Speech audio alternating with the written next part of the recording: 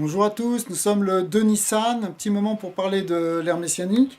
Alors, il est écrit dans la Parashat Re'eh, dans le Sefer Devarim, qui Bechipazon yatsata meretz Mitzrayim. Tu es sorti précipitamment de la terre d'Égypte. Pourquoi précipitamment?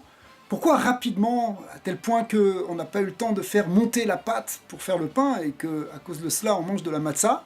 Eh bien, il y a une symbolique très profonde évidemment, mais le Harizal dit que étant donné que les forces du mal n'étaient pas complètement annulées, elles ont été subjuguées pendant un certain temps, on a pu sortir d'Égypte, se défaire de l'emprise des méchants égyptiens et donc des forces impures qui étaient dans le monde, mais malgré tout, elles n'avaient pas complètement disparu, et si on était resté un instant de plus, elles auraient pu à nouveau s'éveiller.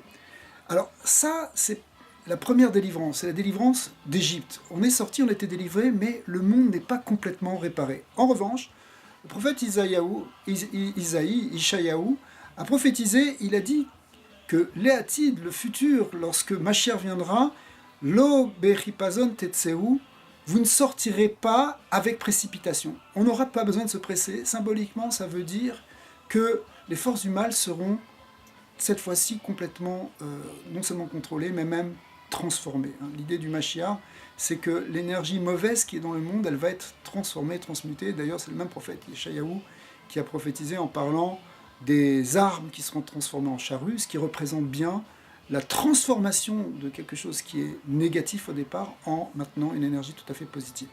Alors c'est ce qu'on va voir au moment du Mashiach, et je rappelle qu'aujourd'hui c'est le Bet Nissan, peut-être tout le monde ne le sait pas, mais c'est la Iloua d'un grand sadique qui était le 5e rabbi de Lubavitch, le rabbi Rachav, rabbi Shalom Ber, et un des plus grands maîtres de tous les temps du Klal Israël, et en particulier de la Chassidoute. Il a écrit des Mahamarim, des livres extrêmement profonds sur la métaphysique et sur la manière de coller, enfin d'adhérer à cette métaphysique dans une manière concrète, si vous voulez.